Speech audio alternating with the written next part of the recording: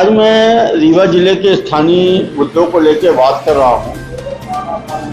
प्रजातंत्र में दहशतगर्दी और भय और भ्रष्टाचार का जो वातावरण निर्मित है, उसकी जड़ों में मैं रीवा की जनता को आपके माध्यम से पहुंचा रहा हूँ। आपने देखा होगा, हम लोग कहते हैं कि रीवा में जब किसी अधिकारी का स्थानांतरण होता है तो वो रीवा आने को तैयार नहीं होता, और जब रीवा आ जाता है तो रीवा से जाने को तैयार नहीं होता, वो बार बार रीवा में पोस्टिंग कराता है।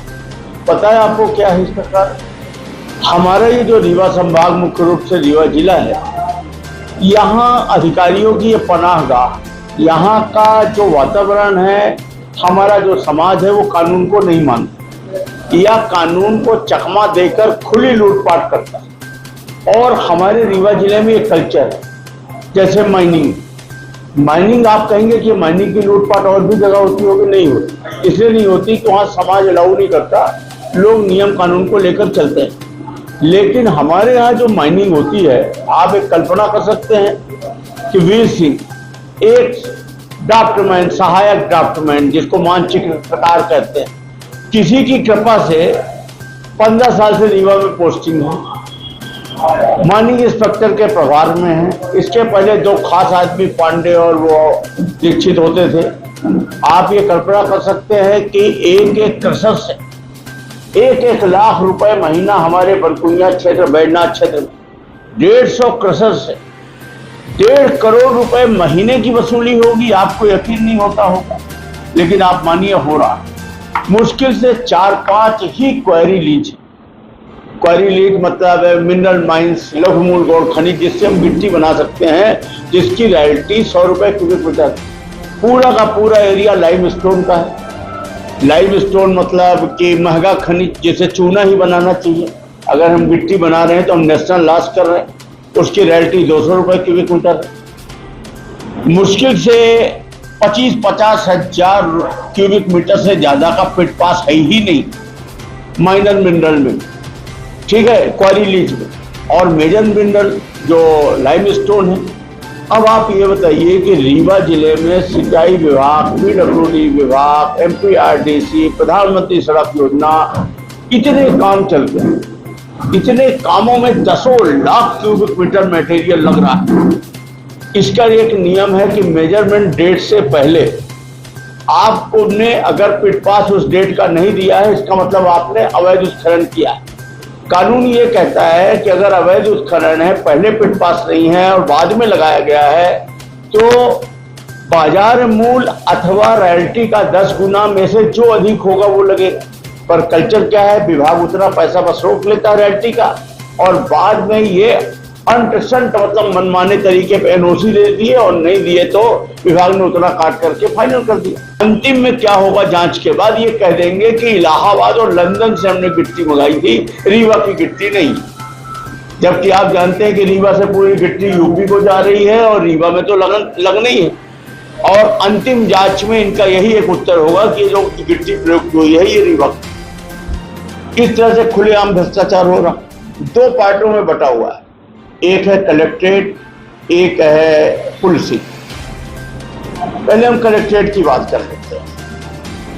यहाँ ईमानदार छवि बनाई जाती है, जनता को पागल समझा जाता है, हम लोग सब कुछ समझते हैं। जो आबकारी का टेंडर है वो कहाँ से होता है? कलेक्ट्रेट से। खाद्यान्न का खेल, गेहूं उपार्जन का, धान उपार्जन केंद्र कहाँ से निर्धारित होते हैं? कलेक्ट्रेट से। पहले हम लोग पिक्चर देखा करते थे, बहुत छोटे छोटे थे, तो जब फिल्म आती थी अमिताभ बच्चन की, तो वो घोड़ा वाली, डाकू वाली आती थी।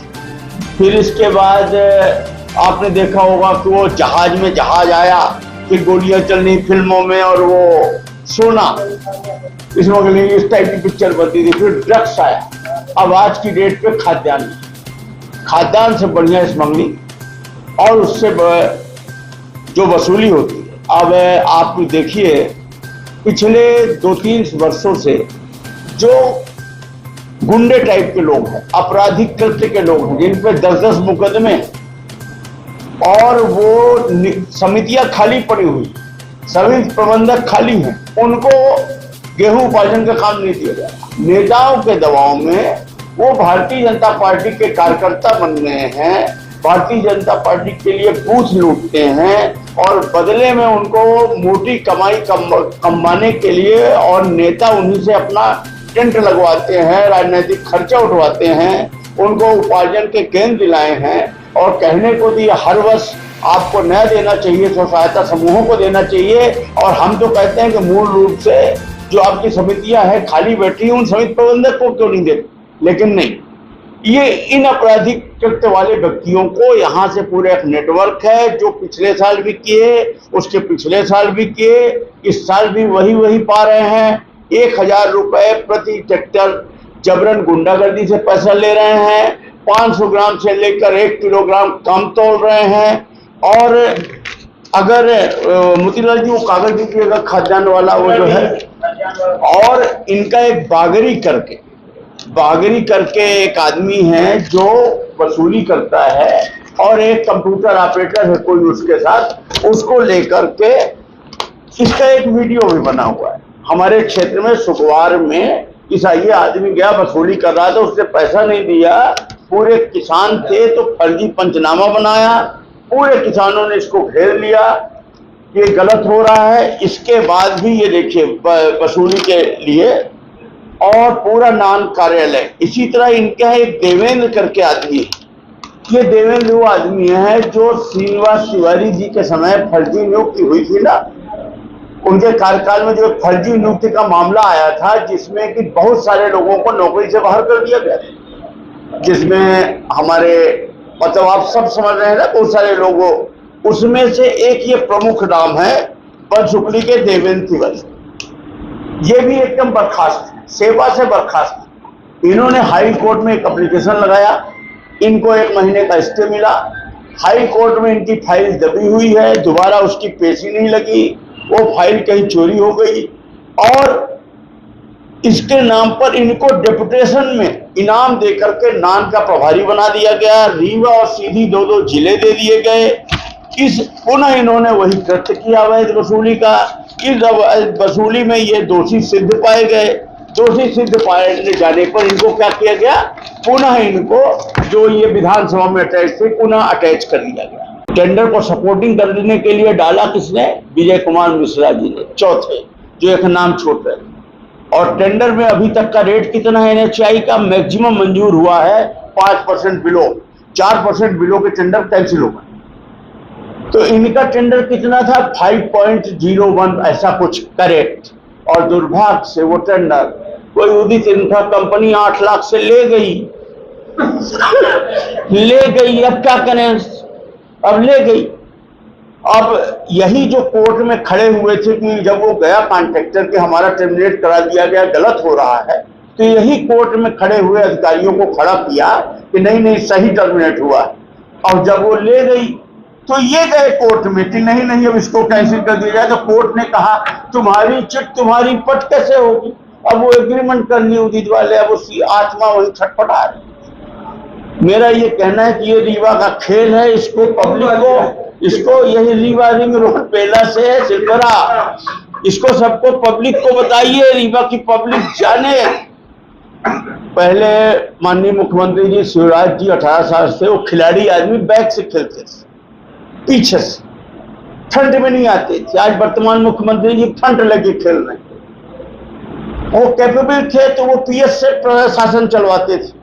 इन्होंने इलाके बांट दिए हैं, यहाँ का तुम मुख्यमंत्री, वहां का तुम मुख्यमंत्री, वहां का तुम मुख्यमंत्री। आप यकीन नहीं करेंगे इस लोकसभा चुनाव में एक कॉन्ट्रैक्टर से पैसा वसूला, एक कॉन्ट्रैक्टर से।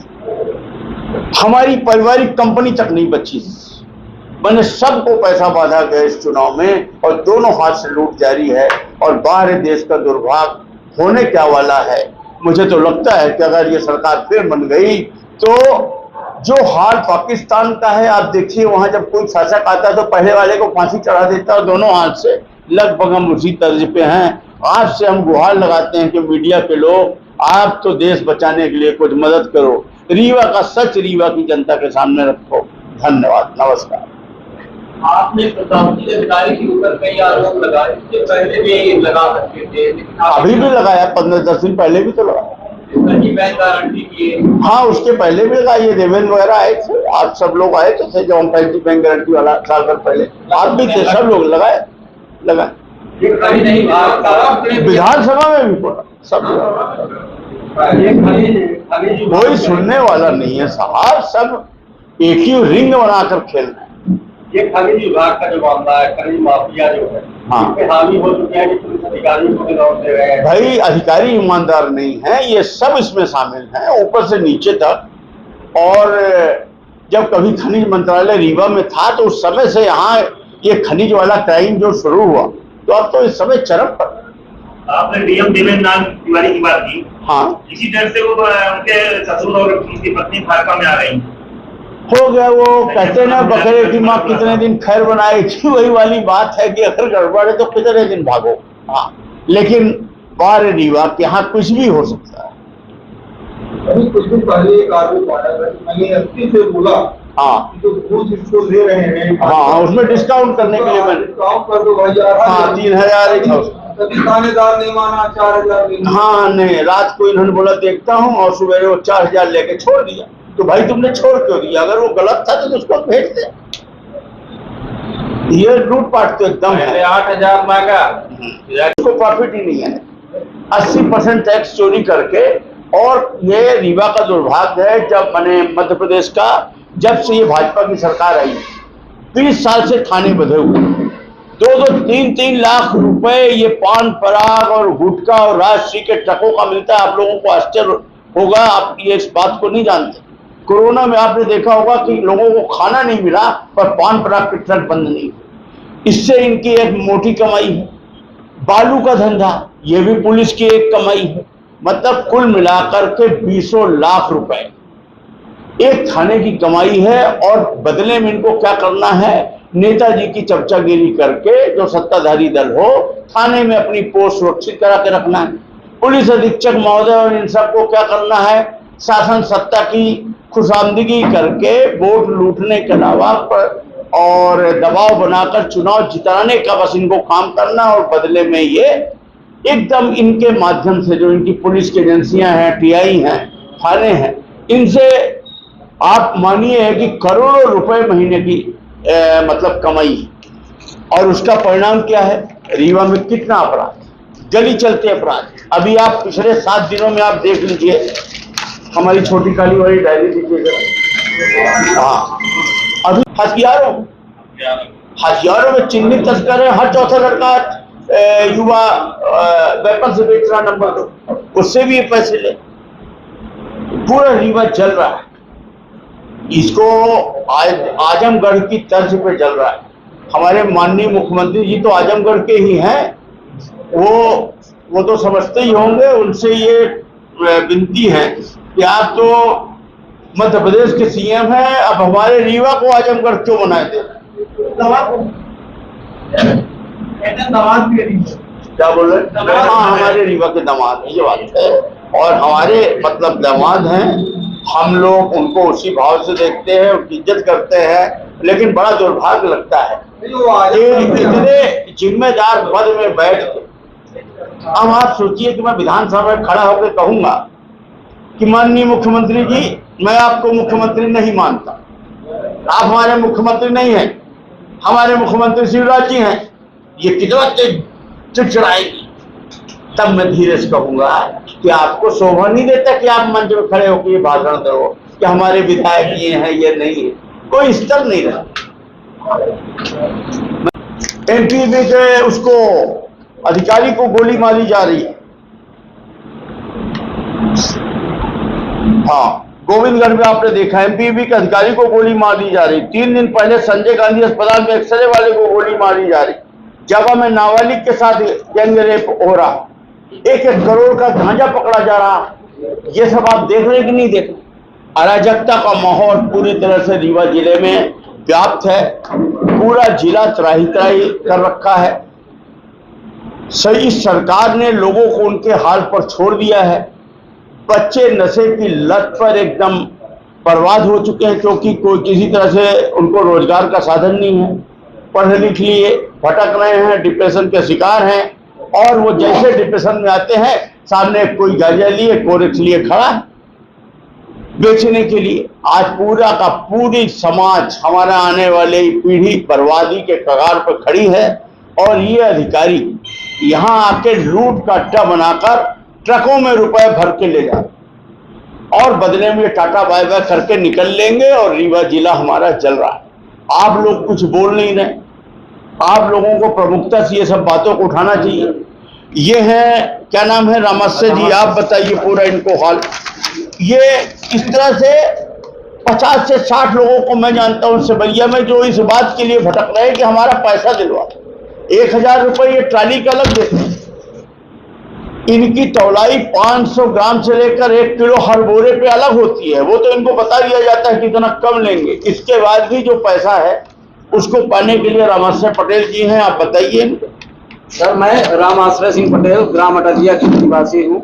मैंने पहाड़िया में रायपुर का टुलियान के पास है, वहाँ धान बेचा था 96 कुंटल 80 किलो। वैसे मेरा रजिस्ट्रेशन बहुरीबाग समिति में था, तो मैं वहाँ स्लॉट भी बुक कराया था, लेकिन वहाँ पहुँचने के पहले कच्ची रास्ता है, पानी गिर दिया था तो वहाँ तक वाहन नहीं जाता था।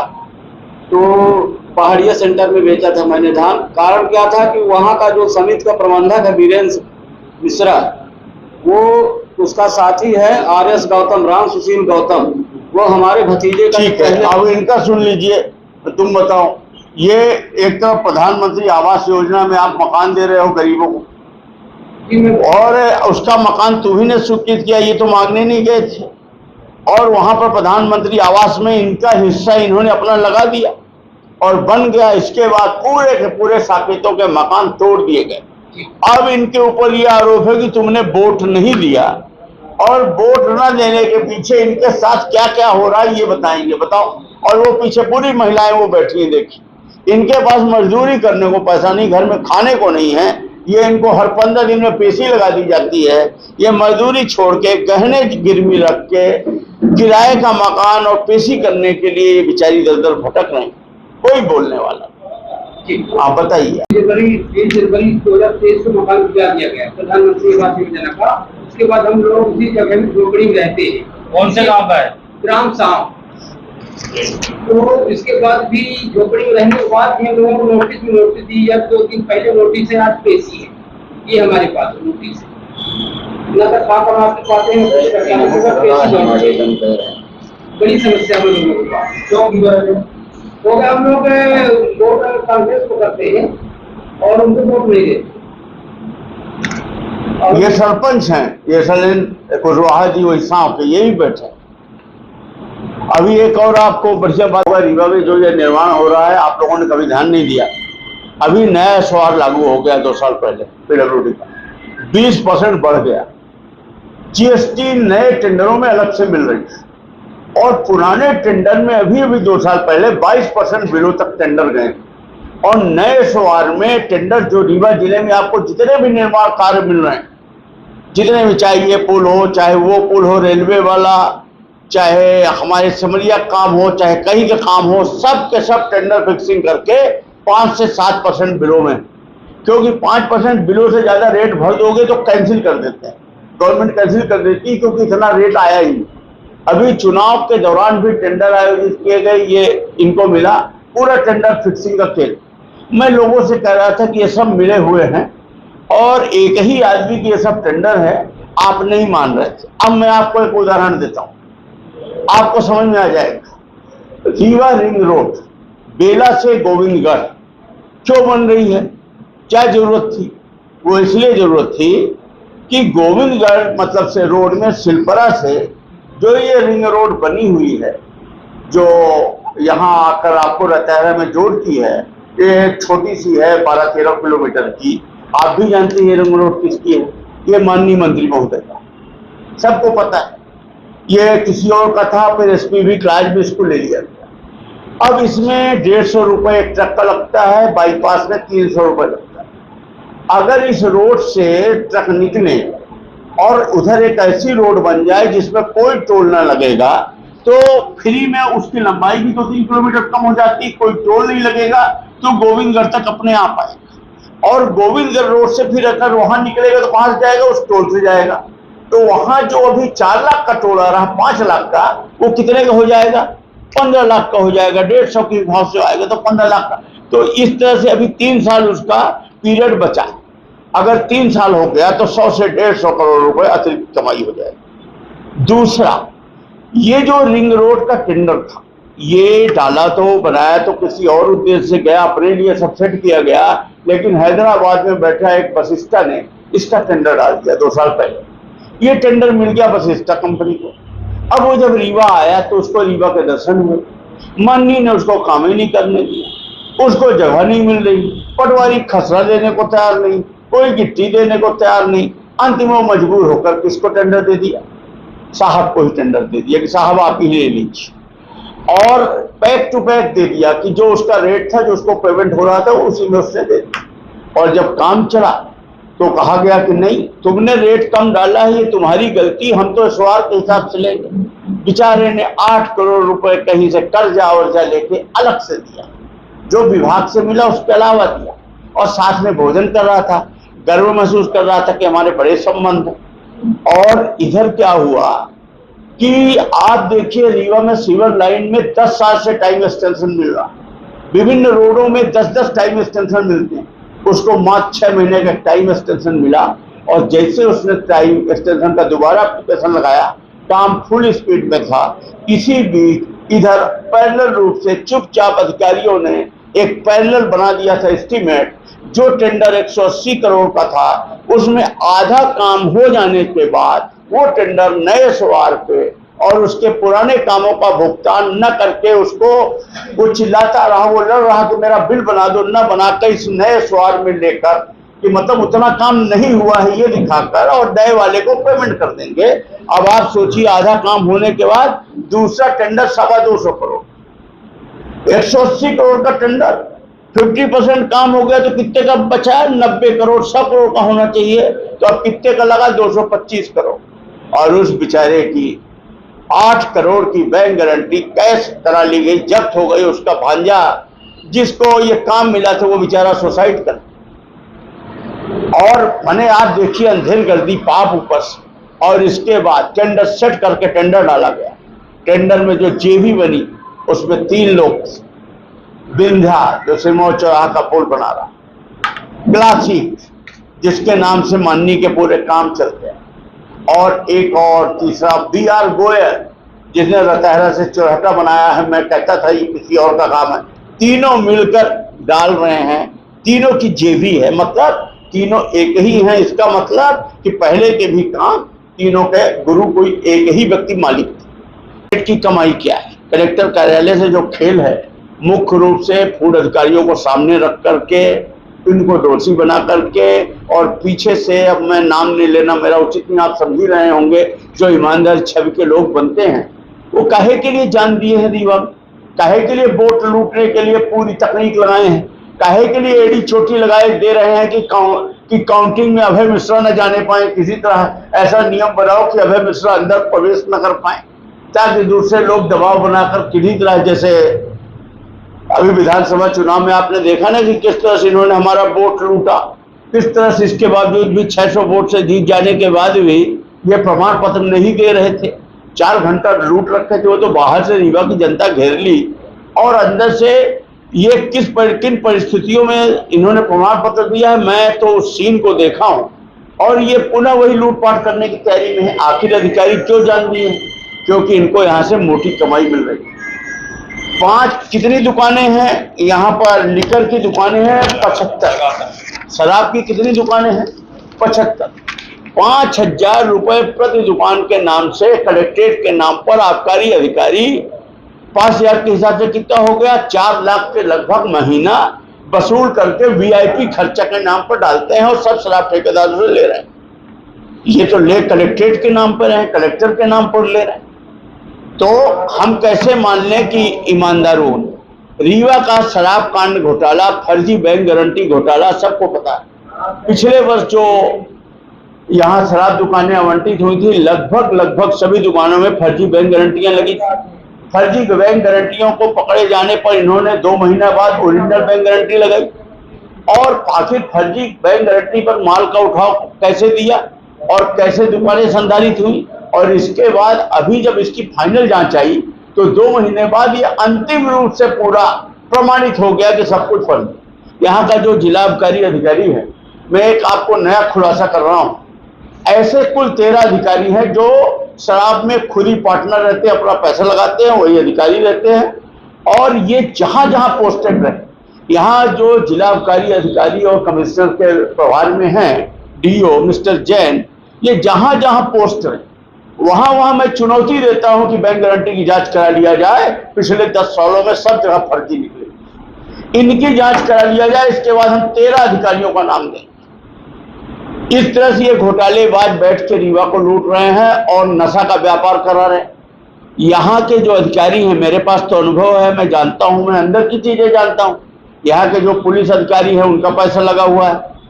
50% पुलिस अधिकारियों का शराब ठेकों में पैसा कैश के रूप में नंबर 2 का लगा हुआ है। बाहर जो पीसीएम का उठाव होता है, जो डिपो में अतिरिक्त शराब के जो उत्पादक नंबर 2 की अतिरिक्त शराब जो नंबर 1 के लाइसेंस में लाके उतार देते हैं और वो इन दुकानों में सप्लाई करते हैं आधे से कम रेट में देकर, और फिर उसको गांव-गांव गली-गली तक पैकारों के माध्यम से पहुंचाया जाता है और नशे को बढ़ावा दिया जाता है। ये पुलिसिंग कराती है, ये पुलिस कराती है। मतलब अगर कोई ठेकेदार ये चाहे कि मुझे नहीं करना है तो वो नहीं रुक सकता, पुलिस उसको मजबूर करेगी कि आपको करना ही होगा, क्योंकि एक गांव में 3-3 पैकार हैं, 4-4 हैं, वो तो 15-15 हजार रुपए, 20-20 हजार रुपए दे रहे हैं। एक गांव से 80 हजार मिल रहा, पूरे एक थाने क्षेत्र में 10 लाख है उनसे मिल रहा, शायद ठेकेदार तो 2 लाख दे रहा।